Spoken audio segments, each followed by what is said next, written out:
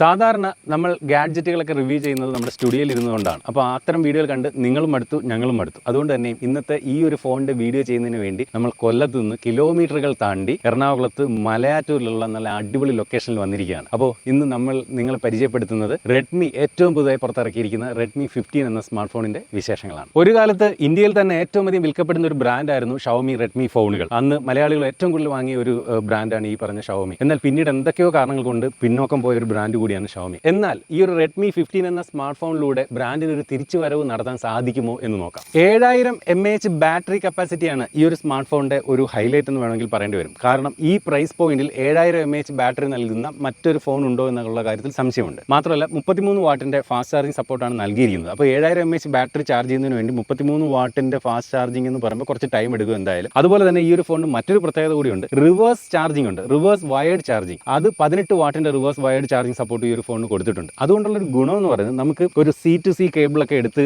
നമുക്ക് മറ്റൊരു ഫോൺ കൂടി ചാർജ് ചെയ്യാം. അപ്പോൾ ഇതൊരു 7000 mAh ബാറ്ററി കപ്പാസിറ്റി ഉള്ള ഒരു പവർ ബാങ്ക് പോലെ വേണമെങ്കിൽ നമുക്ക് ഉപയോഗിക്കാം എന്നുള്ളതും പ്രത്യേകതയാണ്. ഒരു സാധാരണ പവർ ബാങ്ക് ഒക്കെ നമുക്കറിയാം 5000 mAh മുതൽ തുടങ്ങുന്നുണ്ട്, ചെറിയ കോമ്പാക്ട് പവർ ബാങ്ക്. ഒരു അതിൽ നിന്ന് വലുതെന്ന് വേണമെങ്കിൽ ഒരു 10000 mAh ആണ്. നോക്കിയാൽ 10000 mAh പോലും 3000 mAh കുറവേ ഈ ഒരു പവർ ഹൗസിനുള്ളൂ എന്നുള്ളതാണ് പ്രത്യേകത. പ്ലാസ്റ്റിക് ബാക്കാണ്. പിന്നെ ഒരു ചെറിയ ഒരു ഡിസൈൻ നമുക്ക് ഇതിനകത്ത് ഇതുപോലെ കാണാം. ഒരു ക്ലൗഡി ഡിസൈൻ നമുക്ക് ഇതിനകത്ത് കാണാൻ സാധിക്കുന്നുണ്ട്. ഇവിടെ റെഡ്മി എന്ന് ഇതുപോലെ എഴുതിയിരിക്കുന്നതായിട്ട് കാണാം. പ്ലാസ്റ്റിക് ഫ്രെയിം ആണ് കൊടുത്തിരിക്കുന്നത്. ബിൽഡ് ക്വാളിറ്റി വലിയ പ്രശ്നമൊന്നുമില്ല. ഫോണിന്റെ ബാക്ക് കംപ്ലീറ്റ് പ്ലാസ്റ്റിക് ആണെങ്കിലും ഈ ഒരു ക്യാമറ മൊഡ്യൂൾ എന്ന് പറയുന്നത് മെറ്റാലിക് മൊഡ്യൂളാണ്. അതും വെറും മെറ്റാലിക് അല്ല, എയറോസ്പേസ് ഗ്രേഡ് മെറ്റൽ കൊണ്ടാണ് ഈ ഒരു ക്യാമറ മൊഡ്യൂൾ തയ്യാറാക്കിയിരിക്കുന്നത്. നമുക്ക് ഈ ഒരു ക്യാമറ മൊഡ്യൂളൊക്കെ കണ്ടില്ലേ, എന്തിനാണ് ഇത്രയും വലുതാക്കി ഇതിങ്ങനെ കൊടുത്തിരിക്കുന്നത് എന്നൊരു സംശയമുണ്ട്. യഥാർത്ഥത്തിൽ ഫോണിന്റെ ബാക്കിൽ 2 ക്യാമറയേ ഉള്ളൂ. പിന്നെ ഇത് ഇവിടെ ഒരു ഡമ്മി സാധനം കൊടുത്താണ് ഈ സാധനത്തെ ഇത്രയും വലുതാക്കിയത്. എന്നാൽ ഈ 2 ക്യാമറ മാത്രം വെച്ച് ഇത് ചെറുതായിട്ട് ഇത്രയും മാത്രമായിട്ട് കൊടുത്തിരുന്നെങ്കിൽ കുറച്ചും കൂടെ ഈ ഒരു ഫോൺ കാണാൻ കുറച്ചൊരു ബെറ്റർ ആണ്. ഇത് മൊത്തത്തിൽ ഈ പറയുന്ന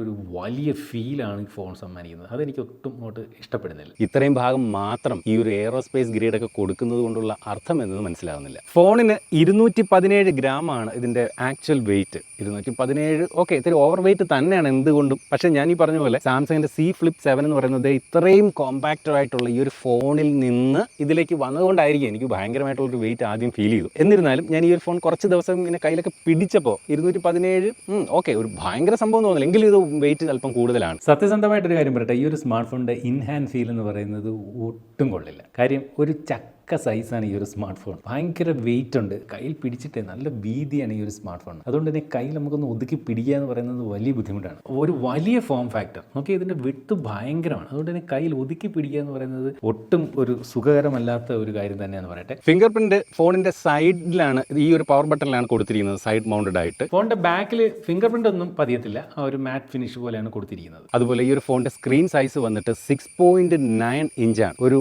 മാസീവ് സ്ക്രീൻ സൈസ്. സാധാരണ ഇപ്പോൾ വരുന്ന മിക്ക ഫോണുകളും 6.7 ഇഞ്ചാണ് വരുന്നത്. കോമ്പാക്ട് ഫോണുകൾ 6.3 ഇഞ്ച്. ഇത് ഒരു 6.9 ഇഞ്ചാണ്. അതുകൊണ്ടാണ് ഞാൻ നേരത്തെ പറഞ്ഞത് ഇതിൻ്റെ ഒരു വിഡ്ത്ത് അല്പം കൂടുതലാണ്. അതുകൊണ്ടാണ് ഈ ഒരു ഫോൺ ഇൻ ഹാൻഡ് ഫീൽ അത്ര ഒരു സുഖമല്ലാതായി മാറിയിരിക്കുന്നത്. അതുപോലെ ഫോണിൻ്റെ ഡിസ്പ്ലേ ചുറ്റും നല്ല ബെസലുകളുണ്ട്. ഇപ്പോൾ വരുന്ന പല ഫോണുകളും വളരെ തിന്നായിട്ടുള്ള ബെസലുമായിട്ടാണ് ഒക്കെ വരുന്നത്. പക്ഷേ ഇവിടെ കാര്യങ്ങൾ അങ്ങനെയല്ല, ഒരു മീഡിയം ബെസൽ എന്തായാലും ഉണ്ട്. ഈ ഒരു ഫോണിൻ്റെ ഡിസ്പ്ലേയെ കുറിച്ച് പറഞ്ഞു കഴിഞ്ഞാൽ LCD ഡിസ്പ്ലേ ആണ്. ഈ 2025 ഇറങ്ങി എനിക്ക് തോന്നുന്നു ഒരു 95% ഫോണുകൾ AMOLED ഡിസ്പ്ലേ ആയിട്ട് വന്നൊരു കാലമാണ് ഈ ഒരു വർഷം. പക്ഷേ വളരെ കുറഞ്ഞ ഫോണുകൾ മാത്രമാണ് ഇത്തരത്തിൽ LCD ഡിസ്പ്ലേ ആയിട്ട് വരുന്നത്. പിന്നെ ഒരു ഗുണമുണ്ട്, സത്യം പറഞ്ഞാൽ എല്ലാ കാര്യത്തിനും ഒരു ഗുണവും ഒരു ദോഷമുണ്ടെന്ന് പറഞ്ഞ പോലെ ഇതിനകത്ത് LCD ഡിസ്പ്ലേ ആയതുകൊണ്ട് തന്നെയും ഡിസ്പ്ലേക്ക് ഒരു ക്വാളിറ്റി അല്പം AMOLED ഡിസ്പ്ലേ ആയിട്ട് കമ്പയർ ചെയ്യുമ്പോൾ കുറവാണെങ്കിലും ഉള്ളൊരു ഗുണം എന്ന് പറയുന്നത് സാധാരണ ഈ പറയുന്ന green line red line issues ഒക്കെ AMOLED ഡിസ്പ്ലേകൾക്കാണ് വരുന്നത്. ഇത്തരം LCD ഡിസ്പ്ലേകൾക്ക് അത്തരം ലൈൻ ഇഷ്യൂസ് വരില്ല എന്നുള്ളത് വേണമെങ്കിൽ അതിൻ്റെ ഒരു പോസിറ്റീവ് സൈഡായിട്ട് കാണാം. LCD ഡിസ്പ്ലേ ആയതുകൊണ്ട് തന്നെയും ഫോണിനകത്ത് ഓൾവേസ് ഓൺ ഡിസ്പ്ലേ കുറിച്ചൊന്നും ചിന്തിക്കുക പോലും വേണ്ട. ഫുൾ HD+ റെസൊല്യൂഷൻ ആണ് ഈ ഒരു സ്മാർട്ട് ഫോണിന്റെ ഡിസ്പ്ലേക്കുള്ളത്. അതുപോലെ തന്നെ ഈ ഒരു ഡിസ്പ്ലേ 850 നിറ്റ്സ് ആണ് ഇതിന്റെ ഒരു പീക്ക് ബ്രൈറ്റ്നസ് നൽകിയിരിക്കുന്നത്. മാത്രമല്ല 144 ഹെർട്സിന്റെ റിഫ്രഷ് റേറ്റ്, LCD ഡിസ്പ്ലേ ആണെന്ന് നോക്കണം, 144 ഹെർട്സിന്റെ റിഫ്രഷ് റേറ്റ് ചില ആപ്ലിക്കേഷനുകളിലെങ്കിലും ഈ ഒരു സ്മാർട്ട് ഫോണിനകത്ത് ലഭിക്കും. മാത്രമല്ല TUV Rheinland blue light emission certification ഉണ്ട്. അപ്പോൾ കണ്ണിന് അധികം ഹാനികരമല്ല. അതുപോലെ തന്നെ TUV റെയിലാൻഡ് സർട്ടിഫിക്കേഷൻ ഫ്ലിക്കർ ഫ്രീക്കും നൽകിയിട്ടുണ്ട്. അതുകൊണ്ട് തന്നെയും വലിയ ഫ്ലിക്കറിംഗ് ഈ ഒരു സ്മാർട്ട് ഫോണിന്റെ ഡിസ്പ്ലേക്ക് ഉണ്ടാകില്ല എന്ന് പറയേണ്ടി വരും. ഓർക്കുക, എപ്പോഴും AMOLED ഡിസ്പ്ലേ ആണ് കൂടുതൽ ഫ്ലിക്കറും കണ്ണിന് കൂടുതൽ സ്ട്രെയിൻ നൽകുന്നത്. ക്വാളിറ്റി AMOLED ഡിസ്പ്ലേ ആണെങ്കിലും കണ്ണിന് സ്ട്രെയിൻ കുറവ് LCD ഡിസ്പ്ലേ ആണെന്ന് പറയേണ്ടി വരും. ഫോണിനകത്ത് screen protector protector pre applied ആയിട്ടാണ് വരുന്നത്. ഈ ഒരു ഫോണിന് സ്നാപ്ഡ്രാഗന്റെ 6S Gen 3 എന്ന് പറയുന്ന പ്രോസറാണ് കരുത്ത് പകരുന്നത്. ഇതൊരു എൻട്രി ലെവൽ പ്രോസറാണ്. കാരണം ഇതിന്റെ ആന്റിറ്റി സ്കോർ നമ്മളിവിടെ ടെസ്റ്റ് ചെയ്ത് നോക്കി. 4,62,000 എന്ന് പറയുന്ന ഒരു ആന്റിറ്റി സ്കോറാണ്. ഇപ്പോൾ വരുന്ന സാധാരണ മിഡ് റേഞ്ച് ഫോണുകളൊക്കെ 1 മില്യൺ ആണ് ആന്റിറ്റി സ്കോറിന്റെ ഒരു ഒരു സാധാരണ റേഞ്ച്. ആ ഗണത്തിൽ വെച്ച് നോക്കുമ്പോൾ ഇത് വലിയ ഒരു പെർഫോമൻസ് കാഴ്ചവെക്കുന്ന ഒരു ഫോണൊന്നുമല്ല. ഒരു എൻട്രി ലെവൽ കാര്യങ്ങളൊക്കെ ചെയ്യുന്നതിന് വേണ്ടിയിട്ടുള്ള ഒരു ഫോണാണ് നമുക്ക് മനസ്സിലാവും. വലിയ ഗെയിമിംഗ് ഒന്നും അതുകൊണ്ട് തന്നെ ഈ ഒരു സ്മാർട്ട് ഫോണിനകത്ത് സാധ്യമാവുന്നില്ല. അതുപോലെ തന്നെ നമ്മൾ ഈ ഒരു ഫോണിന്റെ CP ത്രോട്ട്ലിംഗ് ടെസ്റ്റ് ഇവിടെ നടത്തി നോക്കി.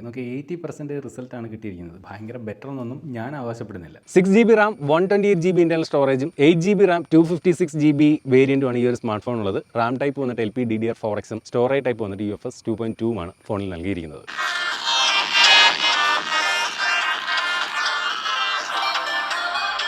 മോണോ സ്പീക്കറാണ്. 2025 മോണോ സ്പീക്കറുമായിട്ട് വന്ന ഫോണുകൾ വളരെ കുറവാണെന്ന് പറയേണ്ടി വരും. പക്ഷേ ഉള്ള സ്പീക്കറിന് വലിയ ക്വാളിറ്റിയും ഭയങ്കരം എന്നൊന്നും പറയാനൊന്നുമില്ല. കേട്ടില്ലേ, നിങ്ങൾ എൻ്റെ സൗണ്ട് കേട്ടാണ്. ഫുൾ വോളിയത്തിലൊക്കെ വയ്ക്കുമ്പോൾ അത്രയും ഒരു ക്വാളിറ്റി ഒന്നും ഇതിൻ്റെ സ്പീക്കറിൽ നിന്ന് സൗണ്ട് നൽകുന്നില്ല. യൂട്യൂബൊക്കെ പ്ലേ ചെയ്യുമ്പോൾ നമുക്ക് മാക്സിമം ഫുൾ HD 60 FPS വീഡിയോകളെ ഇതിനകത്ത് പ്ലേ ചെയ്യാൻ സാധിക്കുകയുള്ളൂ. ഫോണിന് IP റേറ്റിംഗ് 64 ആണ് നൽകിയിരിക്കുന്നത്. അതുപോലെ തന്നെ ഈ ഒരു ഫോണിനകത്ത് NFC നൽകിയിട്ടില്ല, IR ബ്ലാസ്റ്റർ നൽകിയിട്ടുണ്ട്. അതായത് വേണമെങ്കിൽ നമുക്ക് റിമോട്ട് ഉപയോഗിച്ചുകൊണ്ട് കൺട്രോൾ ചെയ്യുന്ന ഡിവൈസുകളെ ഈ ഒരു ഫോൺ ഉപയോഗിച്ചുകൊണ്ട് അതുകൊണ്ട് തന്നെ കൺട്രോൾ ചെയ്യാൻ സാധിക്കും. NFC സപ്പോർട്ട് നൽകിയിട്ടില്ല. ഫോണിനകത്ത് ഇത്തരത്തിൽ കോൾ റെക്കോർഡിംഗ് ഫീച്ചർ കൊടുത്തിട്ടുണ്ട്. HyperOS വെർഷൻ 2 ആണ് നൽകിയിരിക്കുന്നത്. Android 15 ആണ് ഈ ഒരു ഫോണിനകത്ത് നൽകിയിരിക്കുന്നത്. അതുപോലെ 2 മേജർ ആൻഡ്രോയിഡ് അപ്ഡേറ്റ് Android 17 വരെ ലഭിക്കും. 4 വർഷത്തെ സെക്യൂരിറ്റി അപ്ഡേറ്റും ഈ ഒരു സ്മാർട്ട് ഫോണിനകത്ത് ലഭിക്കും. ഇതിന്റെ ഒരു സോഫ്റ്റ്വെയർ എക്സ്പീരിയൻസ് പറഞ്ഞു കഴിഞ്ഞാൽ നോക്കിയാൽ കുറേ ബ്ലോട്ട്വേഴ്സുകളുണ്ട്. അത് പിന്നെ ഫോൾഡർ തിരിച്ച് ഇവർ തന്നെ ഇട്ടിട്ടുണ്ട്. മോർ ആപ്സ് എന്ന് പറഞ്ഞ ഏകദേശം ഒരു 5 ആപ്പ്, പിന്നെ അല്ലാതെ സിസ്റ്റം ആപ്സ് എന്ന് പറഞ്ഞ് ഷോമിയുടേതായിട്ടുള്ള കുറേ ആപ്പുകൾ, ഗെയിംസ് എന്ന് പറഞ്ഞിട്ട് നോക്കിയ ഒരു 9 ആപ്ലിക്കേഷൻസ്, ഇങ്ങനെ കുറച്ച് ബ്ലോട്ട്വേഴ്സുകൾ എന്തായാലും ഈ ഒരു ഫോണിനകത്തുണ്ട്. ആ കണ്ട ആപ്ലിക്കേഷൻസ് കൂടാതെ ഫോൺ പേ, നെറ്റ്ഫ്ലിക്സ്,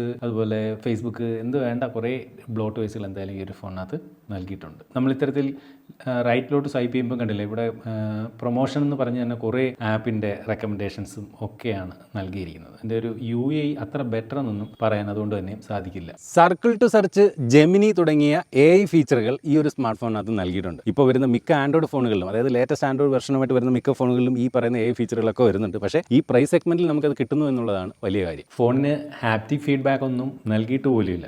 ഇതെല്ലാം ഈ പറഞ്ഞ പോലെ ഒരു പ്രൈസ് കുറയ്ക്കുന്നതിൻ്റെ ഭാഗമായിട്ടാണെന്ന് എനിക്ക് തോന്നുന്നു. ഈ ഫോൺ യൂസ് ചെയ്യുമ്പോൾ അങ്ങനെയാണ് തോന്നുന്നത്. ഈ ഒരു ഫോണിനകത്ത് സിലിക്കൺ കാർബൈഡ് ടെക്നോളജി ഉള്ള ബാറ്ററിയാണ് ഉപയോഗിച്ചിരിക്കുന്നതെന്ന് ഇതിന്റെ സ്പെക് ഷീറ്റ് നോക്കിയപ്പോഴാണ് മനസ്സിലായത്. സത്യം പറഞ്ഞാൽ അതെന്നെ ഞെട്ടിച്ചു. കാരണം ഈ ഒരു സിലിക്കൺ കാർബൈഡ് ടെക്നോളജി ഉണ്ടായിട്ടും എന്തുകൊണ്ടാണ് ഈ ഒരു ഫോൺ ഇത്രയും വെയിറ്റ് വരുന്നതെന്നാണ് എനിക്ക് മനസ്സിലാവാത്തത്. 217 ഗ്രാം, അതൊരു നല്ല വെയിറ്റ് ആണ്. എന്തായാലും 7000 mAh എന്ന് പറയുന്നത് തന്നെയാണെന്ന് തോന്നുന്നു ഈ ഒരു ഫോണിന്റെ ഏറ്റവും വലിയ ഹൈലൈറ്റ്. 50 MBയുടെ AI ഡ്യുവൽ ക്യാമറയാണ് ഈ ഒരു സ്മാർട്ട് ഫോണിനകത്ത് നൽകിയിരിക്കുന്നത്. പക്ഷേ കണ്ടു കഴിഞ്ഞാൽ 3 ക്യാമറകൾ ഉണ്ടെന്ന് നമ്മളെ തെറ്റിദ്ധരിപ്പിക്കുന്ന രീതിയിലാണ് അതിൻ്റെ ഒരു ക്യാമറ മൊഡ്യൂളിന്റെ അറേഞ്ച്മെന്റ്. അതുപോലെ ഈ ഒരു സ്മാർട്ട് ഫോണിനകത്ത് സെൽഫി എടുക്കുന്നതിന് വേണ്ടി സെന്റർ പഞ്ച് ഹോൾ, അതൊരു വലിയ കാര്യമാണ്. സെൻറ്റർ പഞ്ച് ഹോൾ ആയിട്ടാണ് 8 MP സെൽഫി സെൻസർ ഇത്തരത്തിൽ കൊടുത്തിരിക്കുന്നത്. പക്ഷേ ആ ഒരു സെൽഫി സെൻസറിൻ്റെ ഒരു സൈസ് ആവറേജ് സൈസിനും അല്പം മുകളിലാണെന്ന് പറയേണ്ടി വരും. കുറച്ച് വലിയൊരു സെൽഫി സെൻസറാണ് അവിടെ കൊടുത്തിരിക്കുന്നത്. ഫോണിൻ്റെ ബാക്ക് ക്യാമറ എനിക്ക് ഭയങ്കരമായിട്ട് ഇഷ്ടപ്പെട്ടു. കൊടുക്കുന്ന പൈസയ്ക്ക് മുതലാണ് ഈ ഒരു സ്മാർട്ട് ഫോണിൻ്റെ ബാക്ക് ക്യാമറ എന്ന് വേണം പറയാൻ. എസ്പെഷ്യലി ഫോട്ടോസ് നല്ല ക്വാളിറ്റി ഉണ്ട്. നല്ല ക്വാളിറ്റി എന്ന് വെച്ചാൽ ആ പ്രൈസ് പോയിന്റിൽ, ഈ ഒരു ഫോണിൻ്റെ പ്രൈസ് പോയിന്റിൽ നല്ല ക്വാളിറ്റിയുള്ള ഫോട്ടോസാണ് ബാക്ക് ക്യാമറ സമ്മാനിക്കുന്നത്. ബാക്ക് വീഡിയോയും വലിയ തിരക്കേടില്ല. അതുപോലെ തന്നെ സെൽഫി ഫോട്ടോയിലേക്ക് വരുമ്പോഴും സെൽഫി ഫോട്ടോസ് കൊള്ളാം, വീഡിയോയും തിരക്കേടില്ല. നമ്മൾ ഈ ഒരു ഫോണിന് കൊടുക്കുന്ന പൈസ ഉണ്ടല്ലോ, ആ പ്രൈസ് പോയിന്റിൽ ഈ ഒരു ഫോണിൻ്റെ ക്യാമറ നമ്മളെ നിരാശപ്പെടുത്തത്തില്ല എന്ന് വേണം പറയാൻ. ഫ്രണ്ട് ക്യാമറയിലും അതുപോലെ തന്നെ ബാക്ക് ക്യാമറയിലും നമുക്ക് മാക്സിമം ഫുൾ HD 30 FPS വീഡിയോകളെ ഷൂട്ട് ചെയ്യാൻ സാധിക്കുകയുള്ളൂ. 4K പറ്റിയൊന്നും ചിന്തിക്കുക പോലും വേണ്ട. അടുത്തായിട്ട് ഈ ഒരു ഫോണിൻ്റെ പ്രൈസിംഗ് ആണ്. 6GB RAM 128GB ഇന്റർണൽ സ്റ്റോറേജിൻ്റെ വില എന്ന് പറയുന്നത് 14,999 രൂപയ്ക്കാണ്. ഈ പ്രൈസ് പോയിന്റിൽ CMF ഫോൺ 1, അതുപോലെ Oppo K13, IQ C10X, Motorola G64, അങ്ങനെ ചില ഫോണുകൾ വാഴുന്ന, അങ്ങനെ ചില പുലികൾ വാഴുന്ന കാട്ടിലേക്കാണ് Redmi 15 എന്ന് പറഞ്ഞ ഈ ഒരു സ്മാർട്ട് ഫോണുമായിട്ട് വന്നിരിക്കുന്നത് എന്നുള്ളത് ഓർമ്മയിൽ വേണം. എന്തായാലും ഈ പ്രൈസ് പോയിന്റിൽ 7000 mAh ബാറ്ററിയാണ് ഈ ഒരു ഫോണിൻ്റെ ഹൈലൈറ്റ് എന്ന് വെച്ച് എല്ലാം തികഞ്ഞ ഒരു ഫോണൊന്നുമല്ല ഈ പ്രൈസ് പോയിന്റിൽ. ഈ ഒരു 7000 mAh ബാറ്ററി ഇതിലേക്ക് വെക്കുന്നതിന് വേണ്ടി മറ്റ് പല കാര്യങ്ങളും ഈ ഒരു ഫോണിനകത്ത് ചില കുറച്ച് വിട്ടുവീഴ്ച ചെയ്തിരിക്കുന്നതായിട്ടും കാണാൻ സാധിക്കുന്നുണ്ട്.